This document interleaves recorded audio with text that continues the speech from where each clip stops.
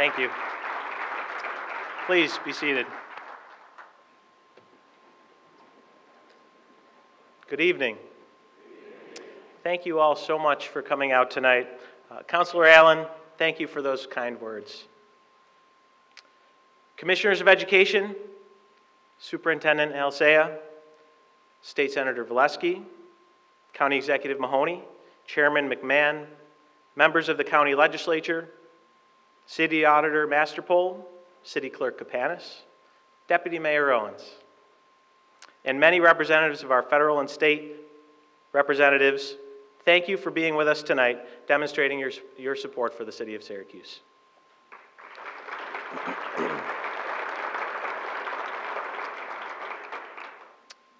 Madam President and members of the Common Council, in accordance with the Charter of the City of Syracuse, it is my honor to deliver to you tonight my first message of the State of the City. Being here at PSLA at Fowler is special to me. This neighborhood was home turf for my grandfather, who prepared his first State of the City about 57 years ago.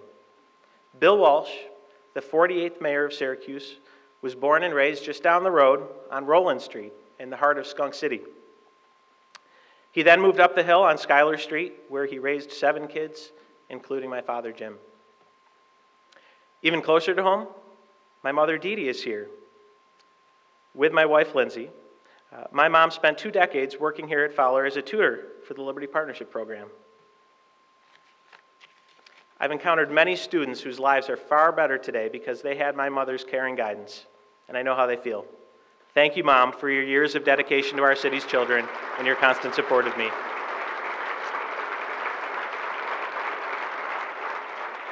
You know, it really wasn't until today that I fully appreciated what kept you coming back here year after year.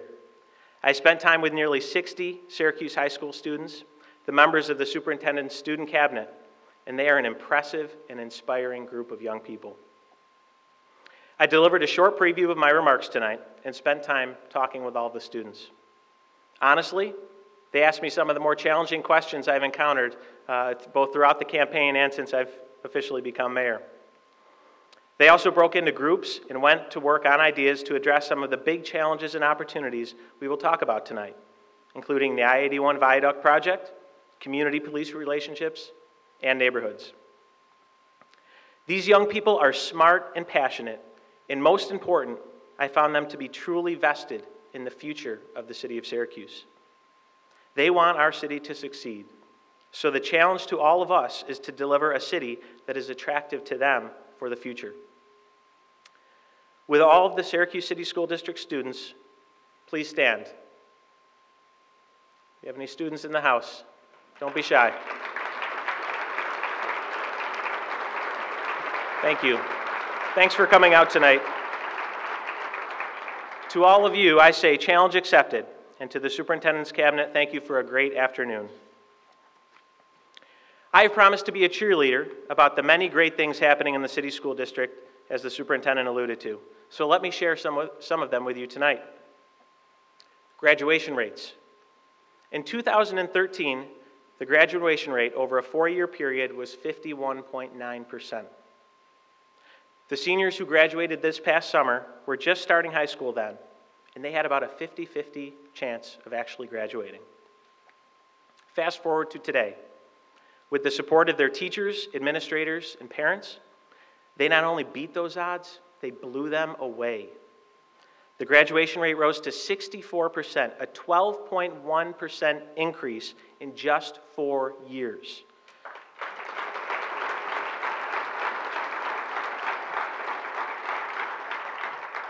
We have a lot of work to do, but that is a great start. How about career readiness?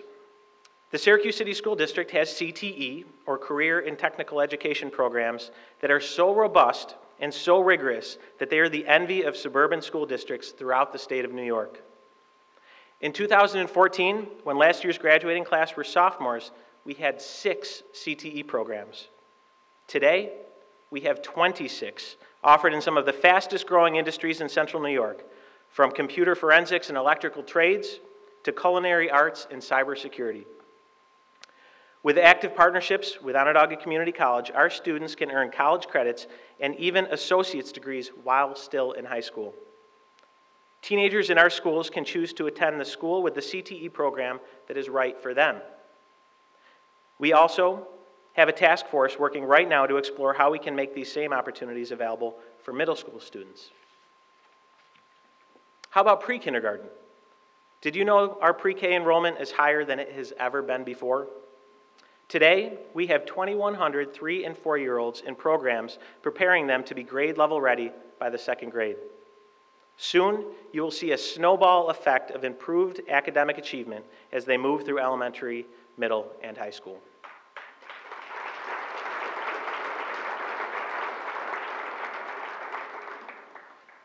Here with us tonight, Ilana Stroman knows what it's like to help elementary school students reach their full potential. Doesn't look like Ilana likes her picture up there. Surprise. She's a 5th grade social studies teacher at Huntington, where I am told she lives for her students and for Huntington.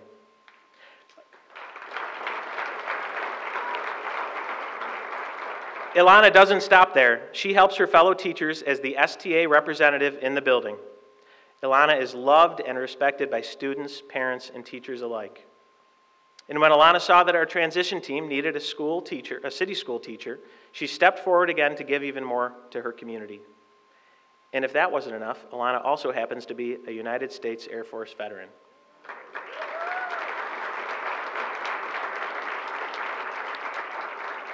Ilana Stroman represents all that is good about our teachers. We thank you and teachers across the district who are helping our children be their best. Thank you, Ilana.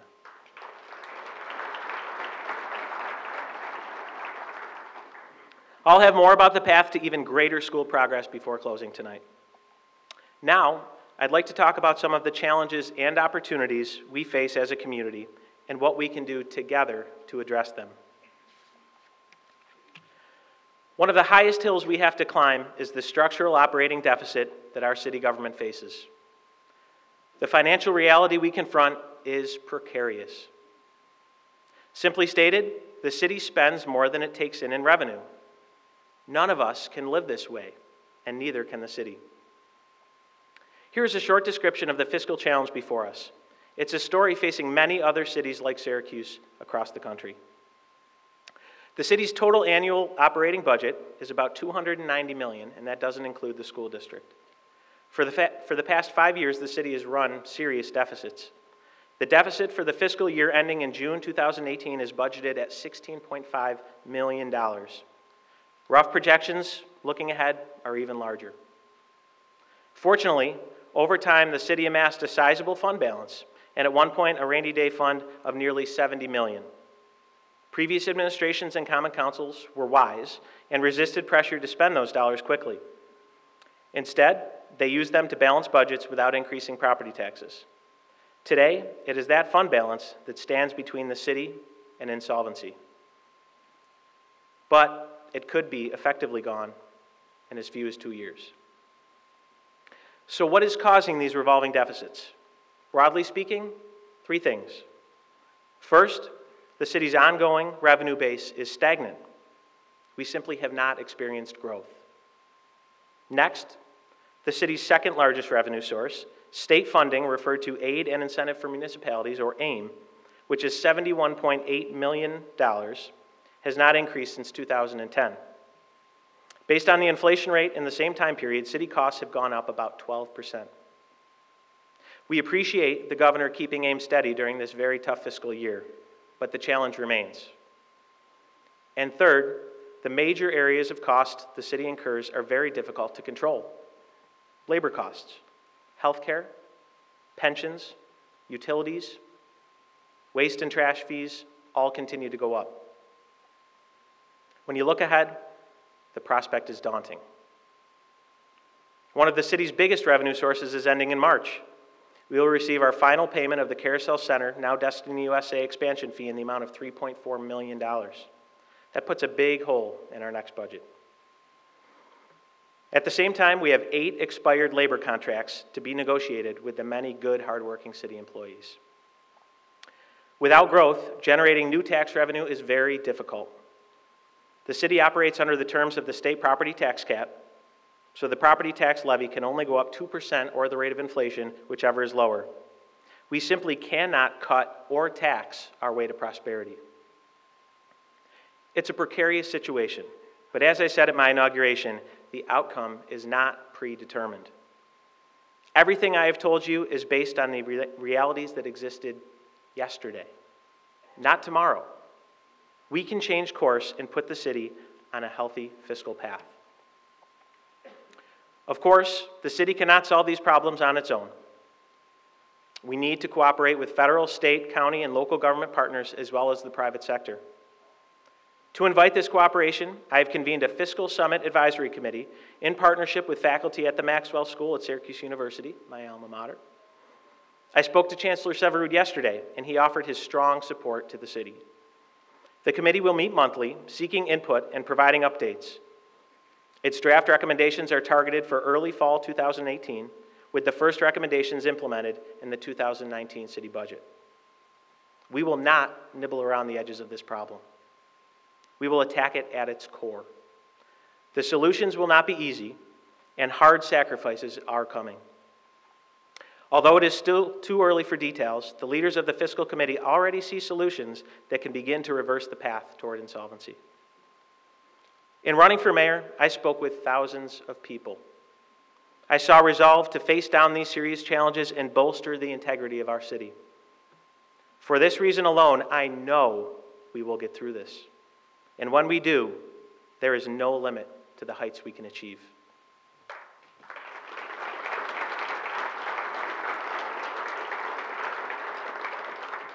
For the rest of my time with you tonight, I will talk about how we will rise.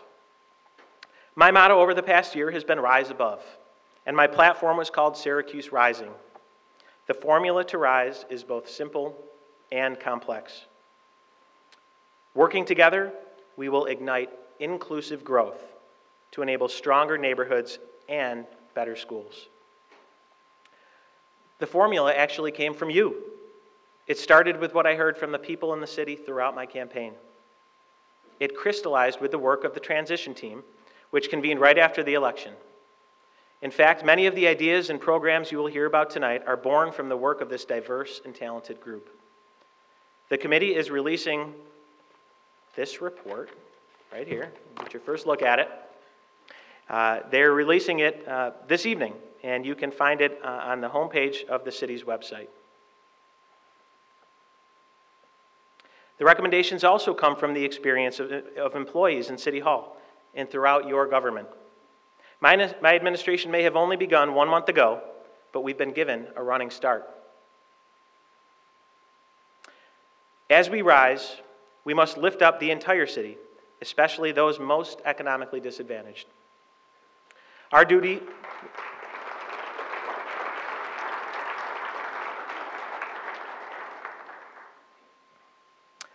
is to turn back the tide of poverty. And just as it would be futile to try to hold back the ocean with a single seawall, we will not overcome the entrenched pockets of poverty with a single program. It will require a commitment to inclusive job creation in all that we do, and you will see that throughout the plans we discussed tonight. Doing things the same old way won't work. So partnering with the Office of Innovation, we will try new things and measure what we do. The I-Team, formed with the strong support of Bloomberg Philanthropies, has already made a significant impact on the operations of the city. I'm excited about the recently announced results of the Top Code Enforcement Pilot Program. Instead of following complaints, the pilot uses new strategies to proactively find and address violations. I'm pleased to announce tonight that we will deliver on our promise of accountability. We will be initiating a new performance management system to be called the Office of Accountability, Performance, and Innovation. The city's API will drive continuous improvement in quality, customer-focused city services. Accountability meetings will be open to the public and will be held in the former Searstat room, now to be known as the iLab. Thanks to the Common Council's commitment to accountability and their hard work over the past couple of years, we will begin streaming council meetings online this spring.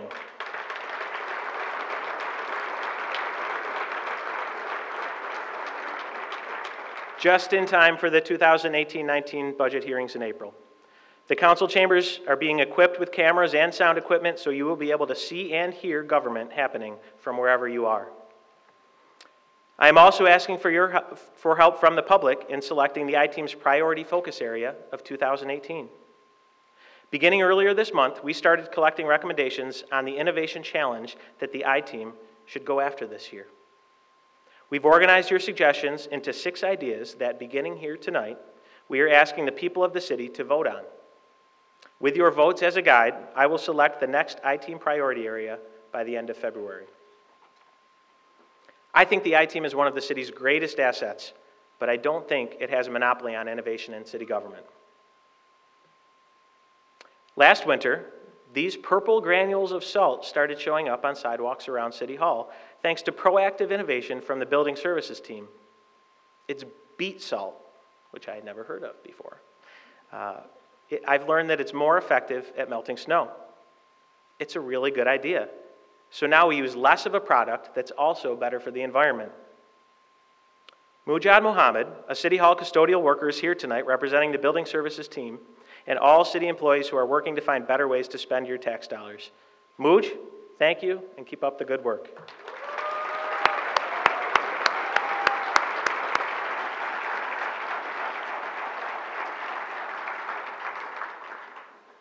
If innovation is important to our future, cooperation is too. Fundamental to our plan to make Syracuse rise is to bring people and organizations and governments together. I want to make it clear tonight that the city will reinvigorate its participation in the countywide Shared Services Initiative.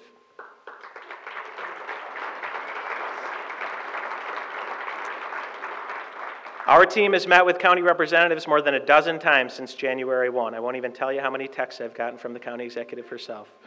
But we've discussed areas where cooperation and shared services are possible. County Executive Mahoney, we appreciate your help already.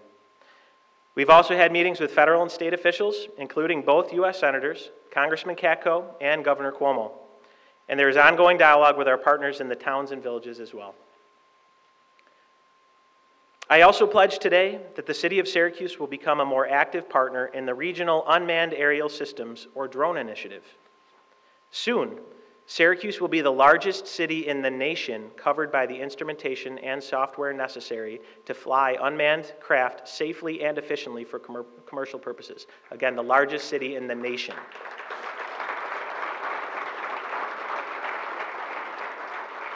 My administration has already met with the leaders of this initiative, including private sector employers. Cooperation within our city will be required to finish important work that had been done on the overhaul of our city's zoning ordinance, a project known as Rezone Syracuse. The Rezone project began in late 2015 and has had impressive citizen engagement with more than 80 public meetings over the course of the project. The end product will be a smart growth zoning code that is simpler, more flexible, and fully protective of residents and neighborhoods. If you can believe it, our original zoning ordinance was adopted in 1922, and the only major restructuring just so happened to come when the last Walsh was mayor. That's about half a century ago. Needless to say, we're due for an upgrade, and I look forward to working with the Common Council to get it done in 2018. We will also make 2018 an important year for progress on the I-81 viaduct project.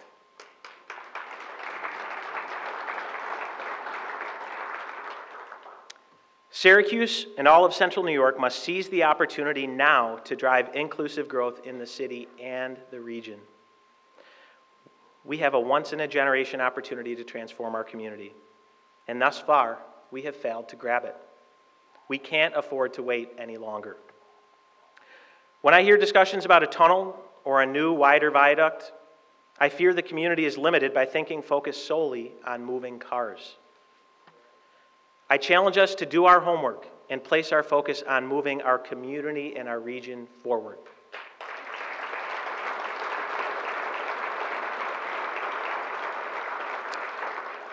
The facts are easily found. Simply go online to i81opportunities.org. Thanks to the leadership of Governor Cuomo, the State Department of Transportation has done a fine job of studying the alternatives and they present unbiased data and comprehensive reports for your review.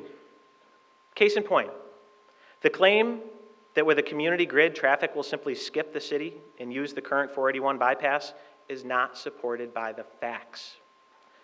Likewise, the suggestion that the community grid will create chaos and congestion, I like to call it Carmageddon, it's nothing more than a talking point designed to instill fear. Both of these myths are expertly countered by more than 10,000 pages of studies and evaluation that the DOT has meticulously performed over the last decade. It's all there. In reality, the vast majority of all traffic today on Interstate 81 through the city is heading to destinations in or around the city. They will continue to come to our city because it is our region's economic engine. Their commutes will actually be made easier by a street system that stops funneling our entire inbound and outbound daily migration to a major choke point at Harrison and Adams Streets. In my short time in office, I have had elected officials from outside of the city tell me that they understand exactly why I support the community grid, even while they advocate for a different solution. And to be fair, I understand their position as well. Change is uncomfortable for many, and fear of loss can be paralyzing if we aren't certain of or comfortable with what will replace it. In case you haven't noticed, I reject the idea that people of goodwill and open mind cannot find common ground. And I reject the idea that our city must suffer for our suburbs to thrive, or vice versa.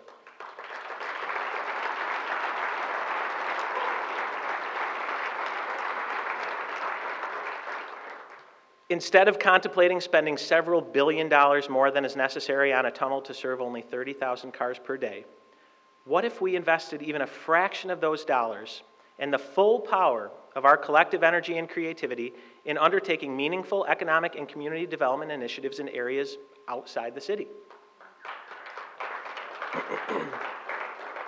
Instead of pitting our communities against each other, what if we stood together, unified, with a plan that creates wins for all of our communities? I believe the decision before us can and should be a source of deeper collaboration and a way to reconnect the economic interests of our city and our suburbs.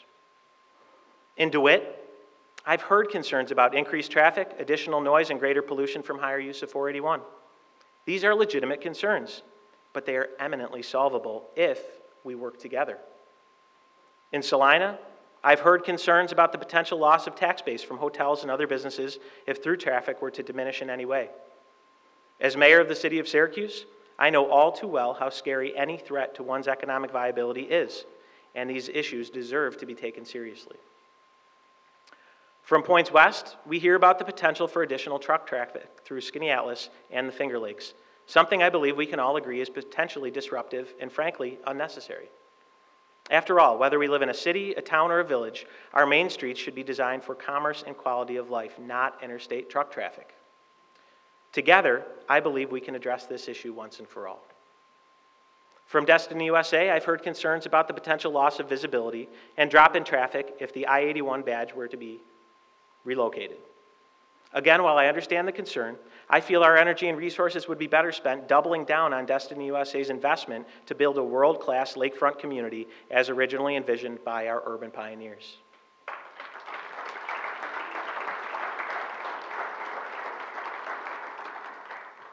We should not feel the need to argue over how the current pie is carved up. This city is prepared to work together to make a bigger pie for all of us. Together, we can do transformative things for our city while simultaneously investing in and strengthening the economies of our suburban communities and improving our region's overall quality of life. I truly believe that. As a community, we have already begun to rise, but handled properly, the 81 project could be rocket fuel to our ascent. New revenue for our city, inclusive job growth, a healthier economy, and better neighborhoods, all are there for the taking. The 81 opportunity is a clarion call for action, and in 2018, the city is ready to answer. I see three important areas that, when addressed thoughtfully together, create inclusive growth and help overcome poverty conditions. Business development and economic opportunity, workforce development and contractor readiness, and housing and smart land use. In 2018, the city will engage fully with DOT, the Department of Labor, and other community partners to expand efforts in all of these areas. In business development and economic opportunity, we need more local companies and more minority and women-owned businesses to be ready for the construction activity that is here already.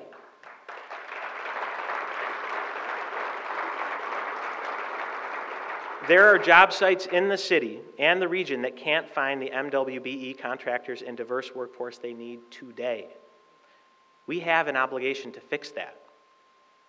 The City Office of Minority Affairs, among other duties, helps local businesses qualify as MWBEs for city contracts. My administration will partner and build the capacity to help local businesses also qualify for state and federal certifications. With that status, those companies can win more business now and start growing to be ready for work on 81.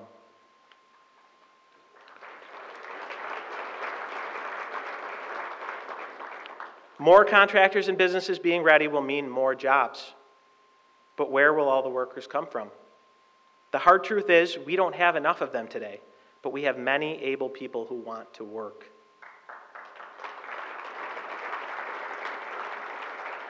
Cities all over the country face this problem. San Francisco did, and it created a solution called City Build. Bringing together partner organizations and workforce development, San Francisco created a citywide construction workforce program to train and refer city residents for public and private construction projects. City Build is a model Syracuse can follow. So tonight, I'm announcing we will bring partners together to create Syracuse Build.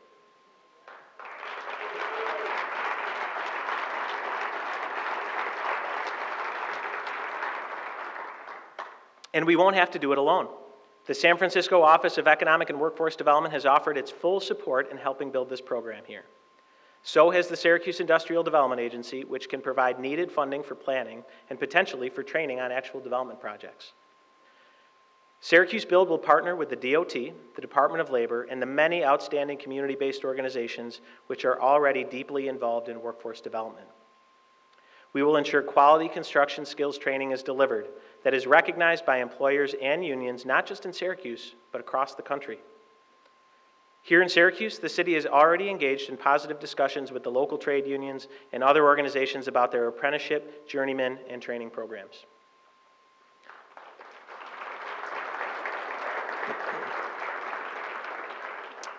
Construction jobs are important, but they are not all that 81 will create.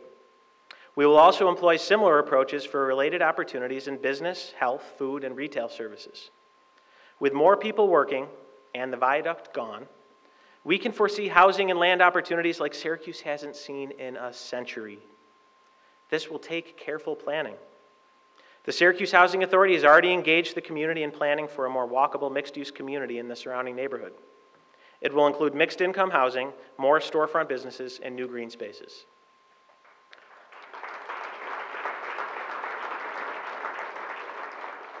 Fortunately, our planners involved in rezone also look down the road, and the changes they are proposing will maximize what we can achieve with land freed up by the viaduct removal. Using proven strategies, true neighborhoods will result, increasing our tax base and creating places in which families will choose to live. When a solution creates more efficient traffic flow to other parts of the city, new, healthier neighborhood corridors can develop in areas impacted by the removal of the viaduct. As you can see, there is much we can do right now to capitalize on the opportunities that exist today and to prepare for the 81 project in the future. Again, it is a transformational opportunity, and I'm looking forward to moving it ahead this year.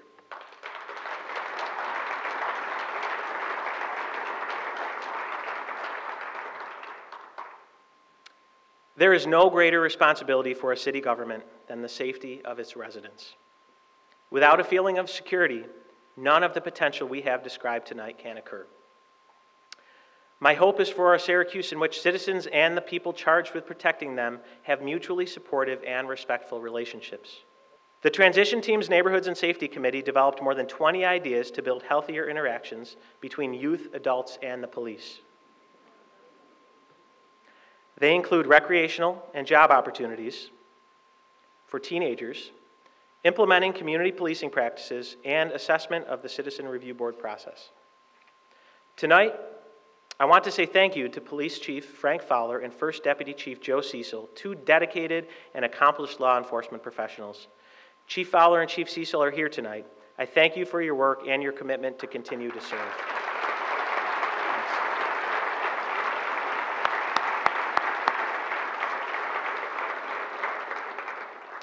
Under the leadership of Chief Fowler, I am pleased to report that we are proceeding with the recruitment of a new class of officers. And I might add, thanks to the work of the Common Council to put the funding in place, so thank you to you as well. We expect to have between 25 and 30 new recruits on the force before the end of this year. Chief Fowler is focused on ensuring this class increases our diversity, making the force better represent the makeup of our community. Thank you, Chief.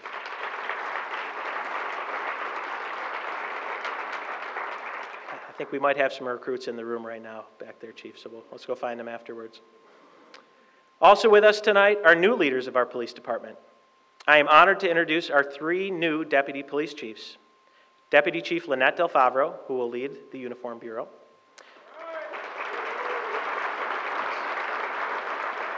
Deputy Chief Derek McGork, who will oversee our Criminal Investigations Bureau. Thank you. And Deputy Chief Rich Schaff, who will oversee the Community Policing Bureau. I could not be more proud of these outstanding professionals and look forward to working with them to keep our neighborhoods safe while building strong relationships with our neighbors. Thank you.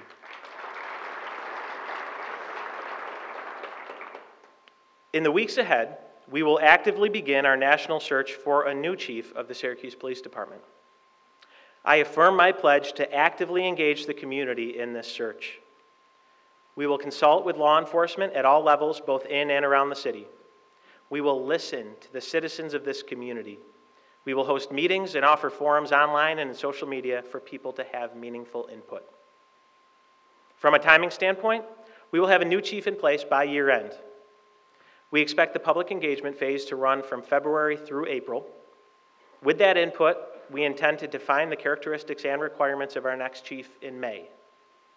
The search will be conducted between June and October, considering candidates both here in our community and around the country. We hope to name a new chief in November so he or she can be on the job in December. This process will be transparent, and together we will identify the best person to lead our police department into the future.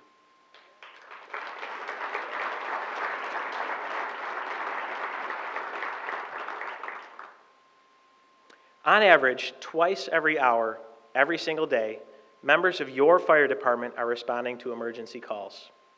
20,000 times last year, firefighters rolled out of their stations with only this on their mind: helping someone in need.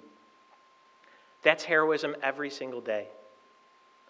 I believe Syracuse is home to the finest fire department in New York State and certainly one of the very best in the nation.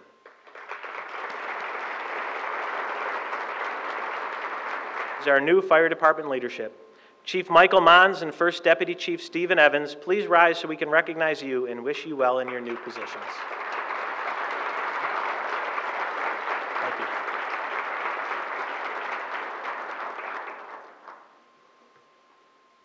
If water pipes, sewers, and roads are the skeletal system of a city, then neighborhoods represent its heart and soul. It is in our neighborhoods, in homes, schools, parks, and businesses, that we play, learn, live joyfully, and sometimes mourn. We must join together to create a consistently high quality of life in all our neighborhoods. After experiencing 2 major snowstorms since becoming your mayor,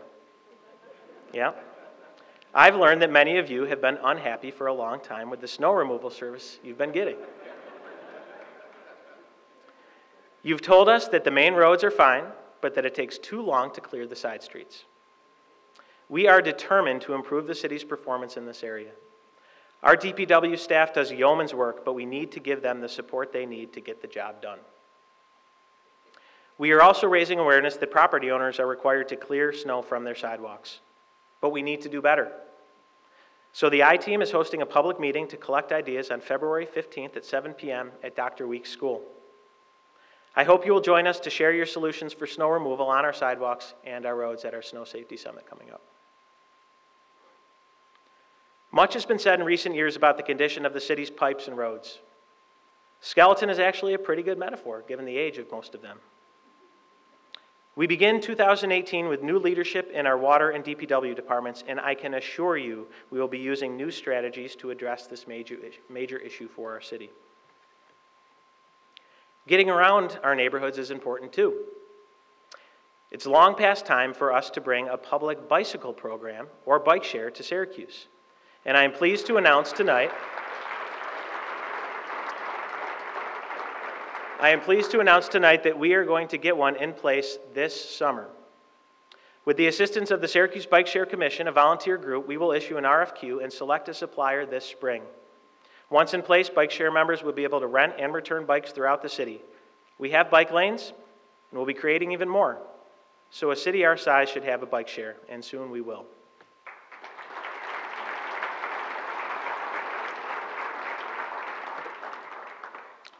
And at the center of our neighborhoods are our schools. Before closing tonight, I want to revisit the subject of education and tell you about some of the work underway to lift our schools to the upper echelons of American education. I chaired my first meeting of the Joint Schools Construction Board last week and saw real passion and commitment to create the quality academic and recreational facilities our children deserve. The JSCB is supervising a sprawling multi-year effort to renovate all of our schools. In doing that, the JSCB is ensuring minority and women-owned business participation, along with that of city residents, so that these public projects create jobs for people who need them most. This year, the JSCB, in conjunction with the City Department of Engineering and the district facilities staff, is advancing the $300 million Phase 2 portion of the program. Earlier, I talked about the Regional Drone Initiative, and I'm pleased to report that your school district is already actively engaged. Students in a new P-TECH program here at PSLA are learning the basic skills necessary for piloting, engineering, and repairing remotely piloted aircraft. Students earn a high school diploma and a college degree in association with OCC and Mohawk Valley Community College at no extra cost within 5 to 6 years.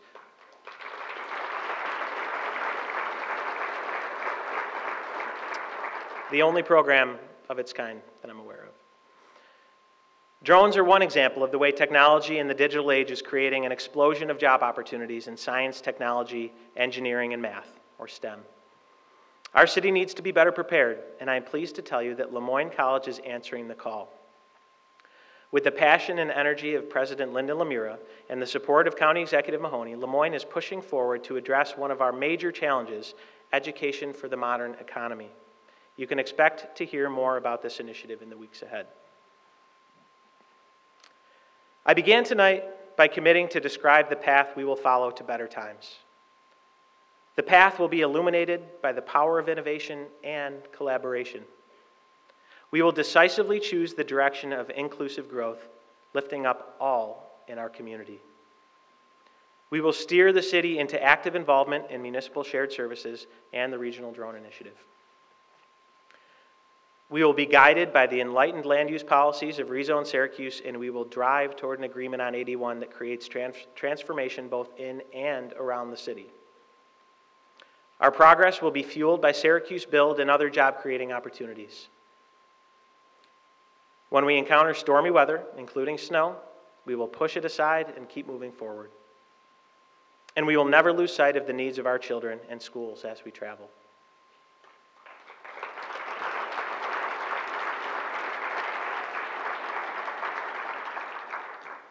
The journey will be made easier if we are all on it together. So tonight, I repeat the invitation to join us. Stay informed. Come to meetings. Share your ideas and hold us accountable. Our journey will go faster if the businesses and institutions of our great city get behind us and push us along, investing their resources here in our city, opening their doors to the rich talent pool here in our community, and extending a hand to all those who need to be helped along. Because, in the end, isn't all that really matters the compassion we show for each other? I will close tonight with a story about compassion that occurred about 10 days ago on the north side, and a small white house hidden behind overgrown trees. At first glance, the house looked like many others in the city. Upon closer review, our code inspectors saw it leaned and had become a danger to the occupant and to the public. As a matter of safety, the property was deemed unfit. That means unfit for occupancy. When the inspectors knocked on the door, an elderly woman answered and invited them in. As she thanked them for their concern, they heard the house creaking and groaning. They could see the walls cracked open and separating from the foundation, and they knew she was in danger. She said, though, she preferred to stay, and they had no choice but to leave. They'd posted their warning. They could have given up. That was not the choice they made. Instead, they marshaled the resources and support of our fire and police departments and called on help from the nonprofit community. After careful consideration in several hours, a small team of police and firefighters returned to the house, were invited inside again by the owner, and at significant risk to their own personal safety, talked to the owner, persuading her to leave. She was transferred to St. Joseph's Hospital, where she is now safe, awaiting permanent housing. These are the kind of people I am proud to call colleagues and neighbors.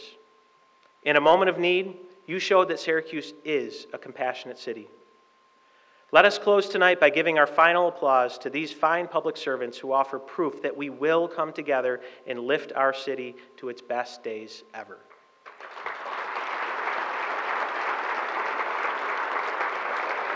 Thank you all for coming tonight. Have a great evening. Thank you. Thank you.